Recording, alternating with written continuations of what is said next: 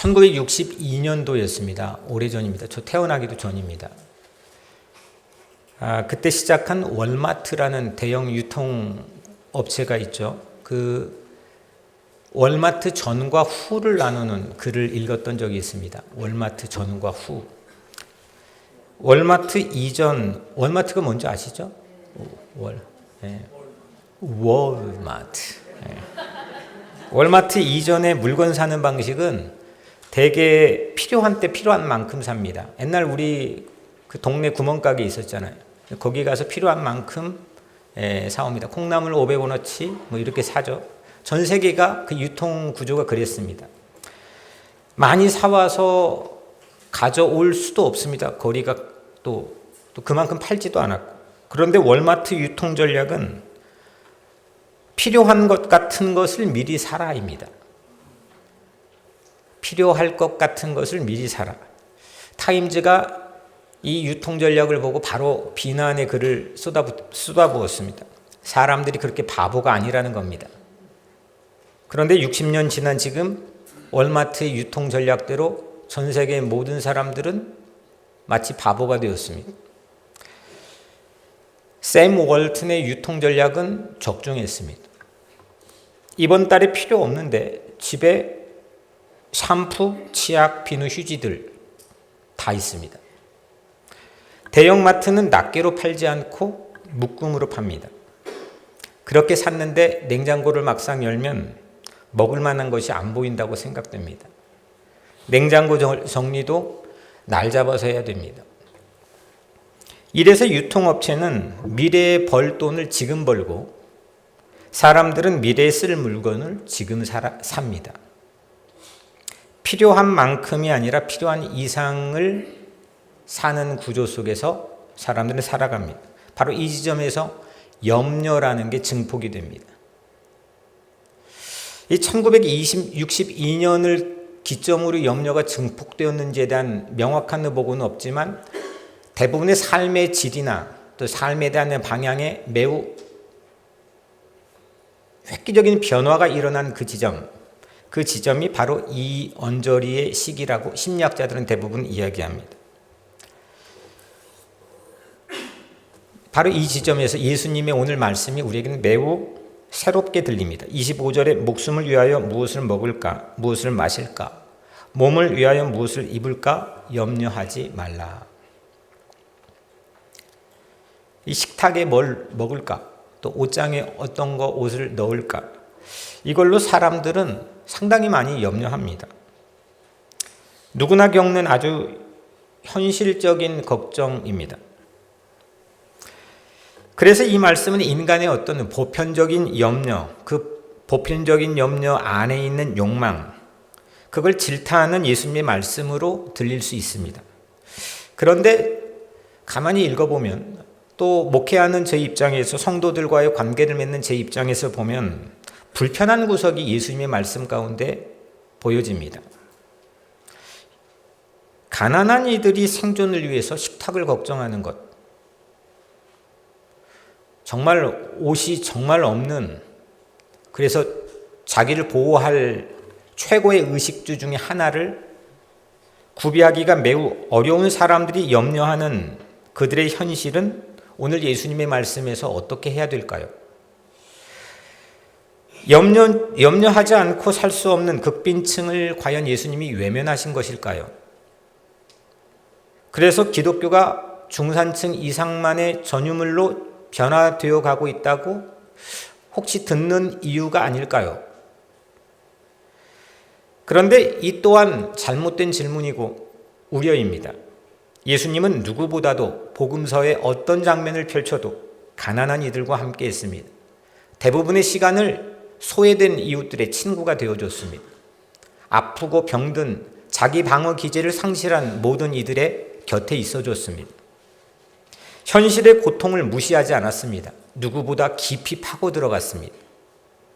아무 대책도 준비도 없이 현실을 예수님께서 외면하라고 한 뜻이 아니었을 겁니다. 오히려 예수님은 무엇이 우리를 살릴 수 있는지 가장 깊은 근원적 뿌리를 보게 해 주셨다고 생각합니다. 그리고 이렇게 보라고 말합니다. 공중에 날아다니는 새를 보라. 들에 핀 꽃을 보라. 이렇게 말씀했습니다. 둘 다 대형마트가 없습니다. 창고가 없습니다. 그리고 오늘을 살아갑니다. 예수님이 새와 꽃을 보라 한 것은 단지 자연 감상을 하라는 게 아닙니다. 야, 너희들 대단하다. 나는 걱정 많은데 너희들 걱정도 없구나. 참 아름답구나. 이렇게 자연 감상하라는 뜻이 아닙니다. 그 너머를 보게 하시는 것입니다.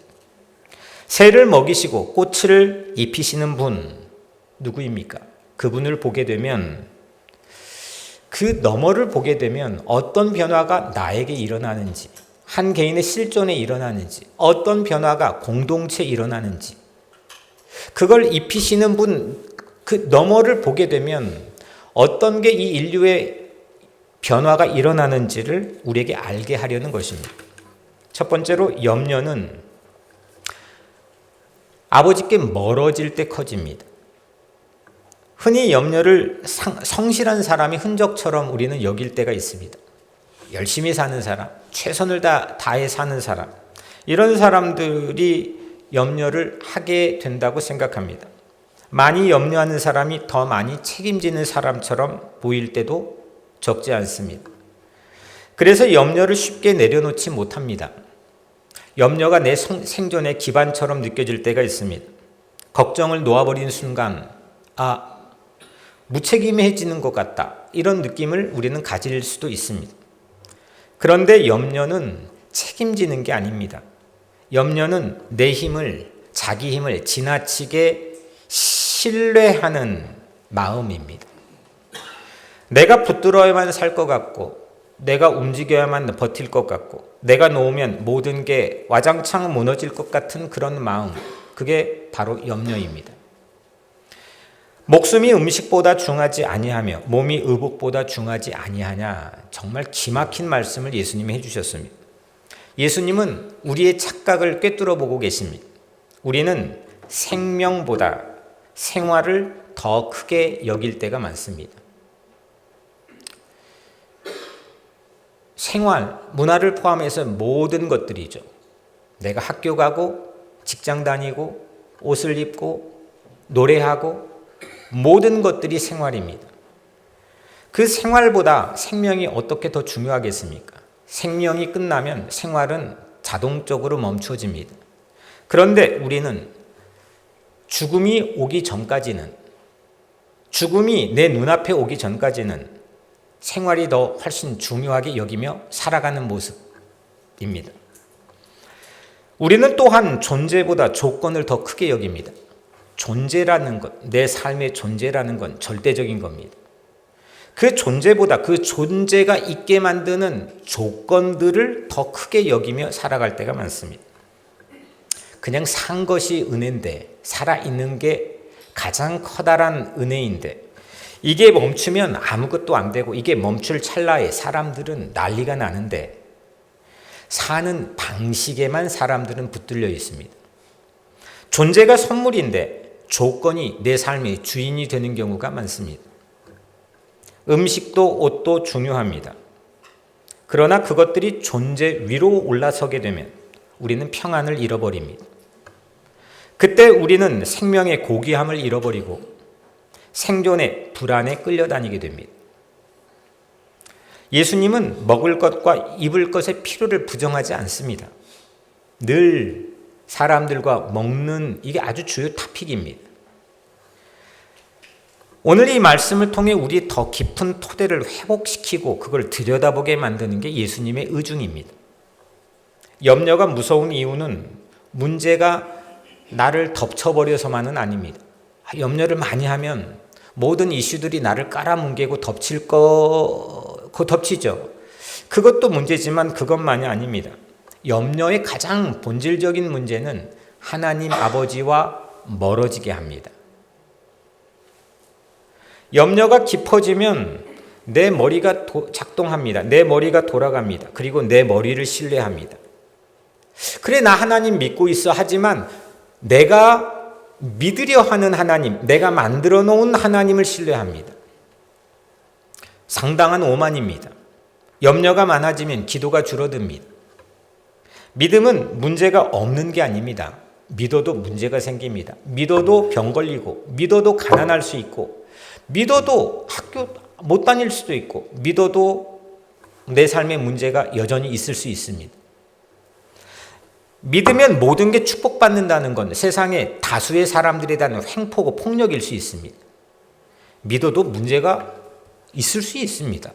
실제 그렇습니다.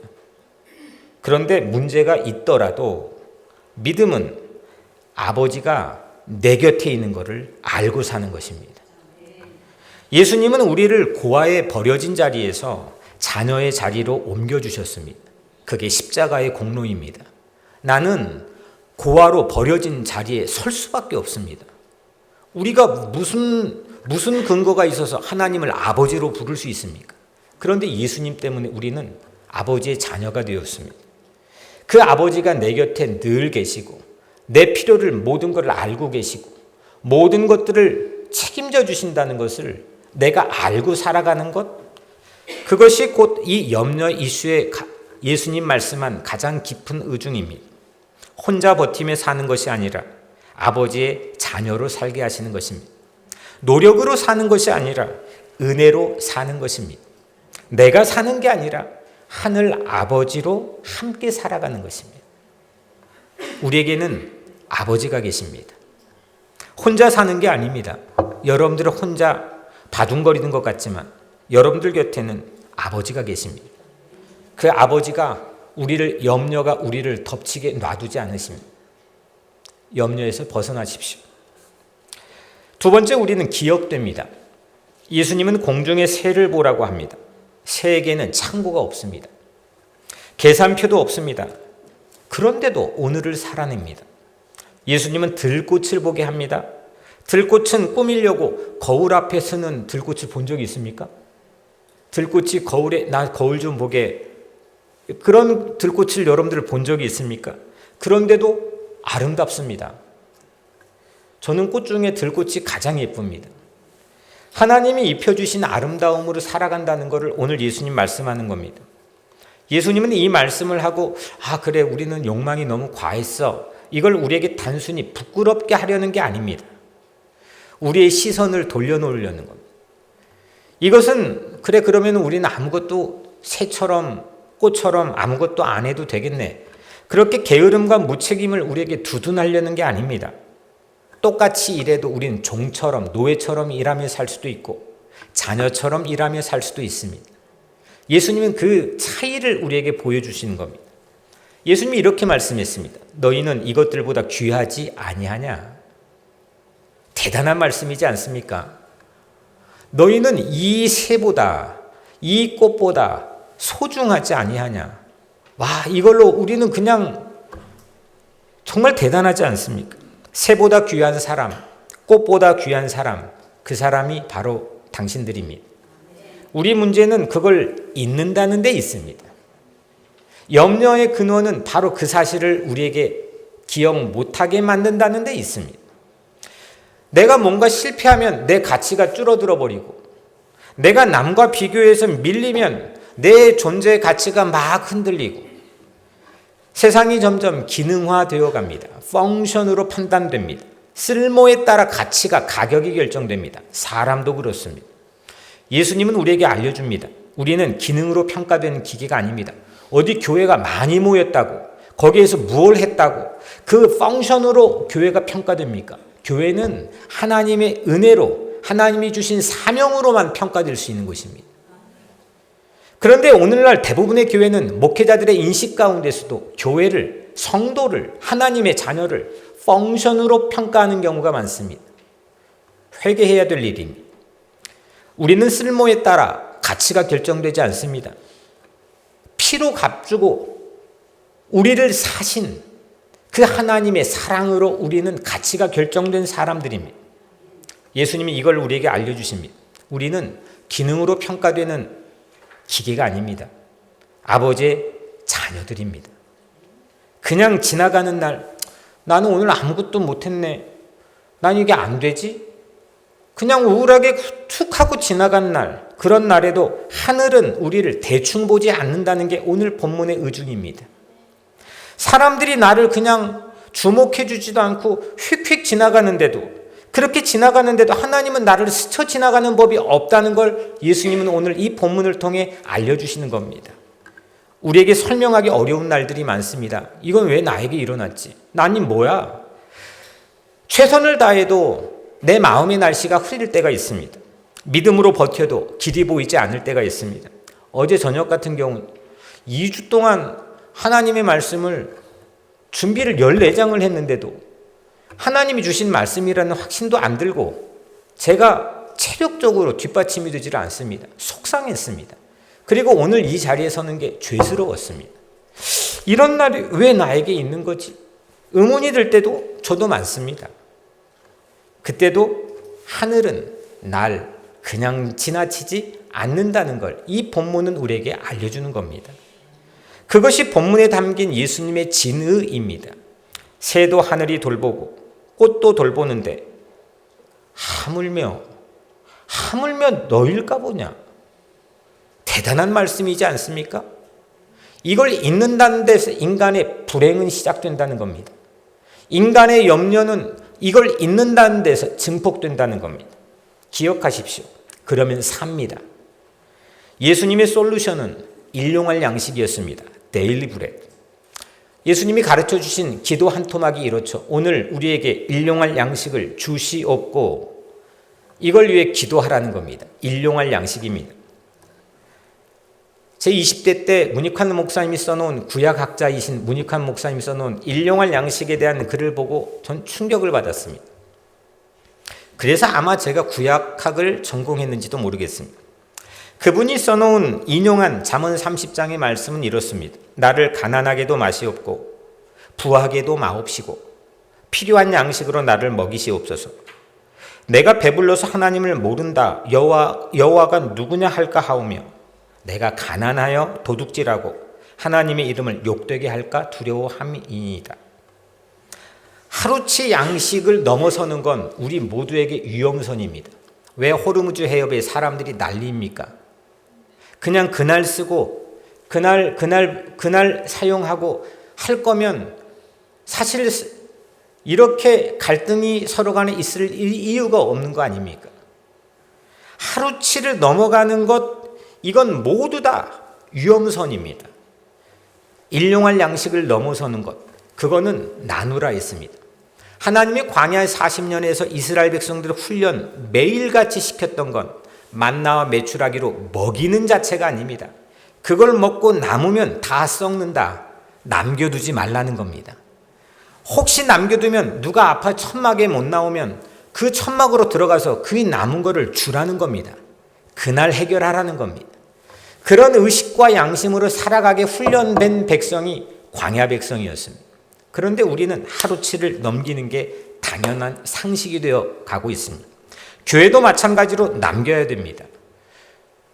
모든 선한 일조차도 남기는 것이 오히려 앞뒤가 바뀌어진 그런 모습으로 보여질 때가 있습니다.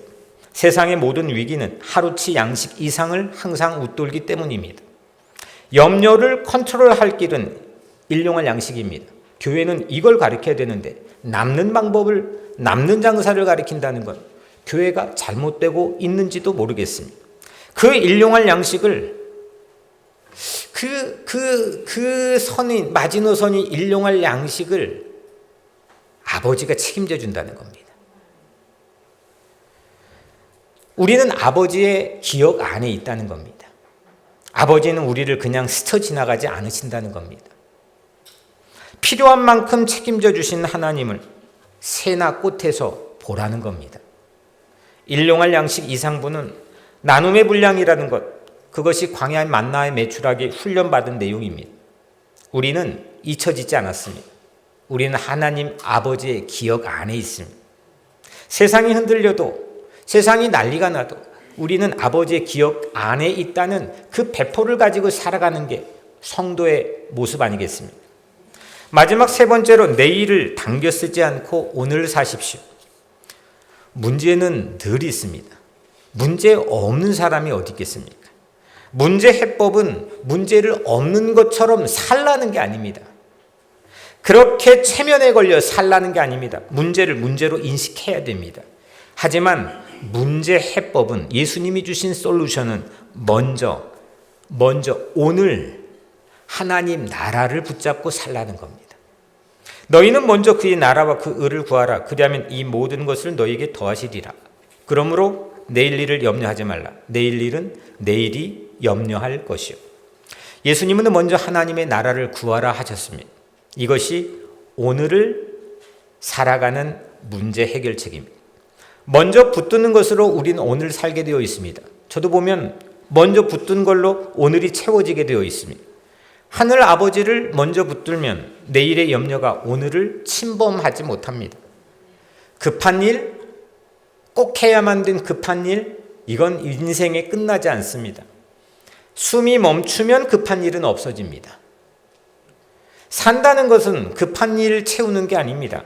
산다는 건 이유도 없이, 난 뭐 한 것도 없는데 그냥 다 채워지는 것들이 너무 많지 않습니까? 나 여기까지 어떻게 왔지? 나 어떻게 숨쉬고 있지? 내 오장육부의 신비한 것들은 어떻게 뛰고 있지? 여러분들이 수술해 본 분은 아실 겁니다. 대장 절반 떼어내고 보니까 가끔씩 신기합니다. 이게 절반밖에 없는데 어떻게 똑같을까? 내가 어떻게 오늘 이 밥을 먹고 사는 걸까? 내가 신발을 신는데 저 동남아시아에서 얼마나 어린 노동자들이 이 신발을 만드는데 수없이 땀 흘렸을까? 수 없는 것들이 당연한 게 아무것도 없습니다. 신기한 겁니다. 산다는 것은 이유도 없이 이렇게 채워지는 것들입니다. 그 출처, 아버지, 하늘 아버지를 주목하고 감사할 수 있을 때 우리는 어떤 상황에서도 사라집니다. 살아낼 수 있습니다. 염려가 많아지면 죽음이 가까워 오는 겁니다. 난 지금 돈 벌어야 하니 여유 있을 때 하겠다는 건 그 여유는 신기루입니다. 그때 가면 힘 없고 그때 가면 기회 주어지지 않습니다. 사랑은 기회 있을 때 하는 것이지 그것이 바로 오늘입니다. 하나님 나라를 미루지 마십시오. 오늘입니다. 오늘을 하나님께 내어드리십시오. 하나님 나라를 구하면 염려는 자연스럽게 내 머리의 왕자에서 내려옵니다. 하나님이 왕자에 앉게 하십시오. 하나님을 먼저 찾으면 모든 것을 더해 주십니다. 예수님의 한낮은 괴로움을 부정하지 않았습니다. 예수님도 한낮의 괴로움은 그날로 족하니라 분명 그날의 괴로움의 무게를 말씀했습니다. 그러나 그 무게 아래서 짓눌려 살지 말라는 겁니다. 먼저 하나님의 나라를 구하라는 겁니다. 꽃도 돌보시는 아버지의 은혜가 오늘에 있습니다. 오늘의 하늘 아버지를 바라보십시오. 믿음은 내일을 미리 확보하는 대형마트가 아닙니다. 믿음은 오늘을 아버지께 맡기고 오늘 안에 이미 찾아와 계신 하나님을 바라보는 것입니다. 내일을 당겨와서 오늘을 망치지 마십시오. 오늘을 들여서 내일을 견디십시오. 사랑하는 여러분, 예수님이 오늘 새와 꽃을 보라고 하신 것은 자연 감상하라는 게 아닙니다. 그것을 돌보시는 저 높으신, 저 넓으신, 저 깊으신 아버지를 바라보라는 것입니다. 먼저 내일에 가 계신 아버지가 오늘 우리에게 곁에 와 계십니다. 하늘 아버지의 오늘을 살아가시기를 주의 이름으로 간절히 축복합니다.